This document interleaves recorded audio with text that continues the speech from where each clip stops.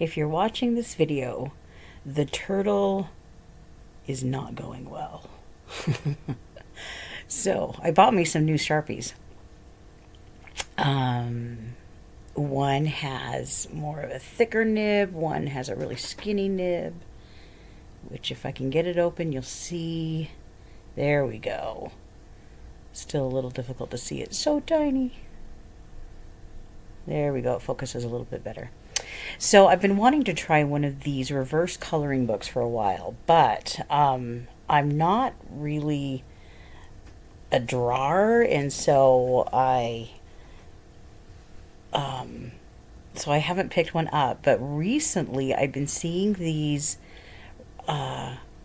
different kind of reverse coloring books where there's a design already printed on the page. It's just printed in white, like you can see here. So I decided to pick this one up because as I enjoy doing Zentangle, I wanted to practice a little bit more on a larger scale the Zentangle patterns, and those are typically used in mandalas. So I thought I'd give this book a try and see if it couldn't help me practice. I will be picking a page, not this one, but I think I settle on, nope, not that one. Let's go one more page, Laurie. Come on, turn it. You know you want to. There we go. I decided to do this one. It looked a little bit easier than most of the mandalas that were shown, and I thought I could handle it. So for the first little portion, I am going to be going at normal speed. I want you to see exactly how slow I am taking this. And so I'm not going to speed it up for the first little while here. Because I just trying to get into the lines and trying to get into the lines properly so that there wasn't anything showing was a lot harder than I thought it would be. Now, of course, this is designed by someone else, designed and put together by someone else. The name was on the front of the cover, and now I can't remember who it was. I should really go look, but it's in the kitchen and I'm not. So I'm not going to look it up. We'll just go back. I'll put a link to the book if you decide you want to get it. I'll put a link to the book in the description below. So you can see I am taking my good sweet time trying to get into the lines. It wasn't smooth sailing, that's for sure. But tried the best that I could. Oh, and in reference to the turtle earlier, last week I did the macrame, the macrame keychains, and I said you'll know if I try the turtle and it's going well, if I pull those out and manage to get it up for a video this week. It is not going well. So that's a project that may never actually get made, and that's okay. So, let's see. During the pauses, my eczema is so bad right now, and I apologize for that. So, usually I'm scratching something really hard, and you probably didn't need to know that, but I pause a lot, and so you're just going to notice that I pause a lot, and that's the reason why. So I went on to the petal part of this. I will speed it up soon, I promise. But I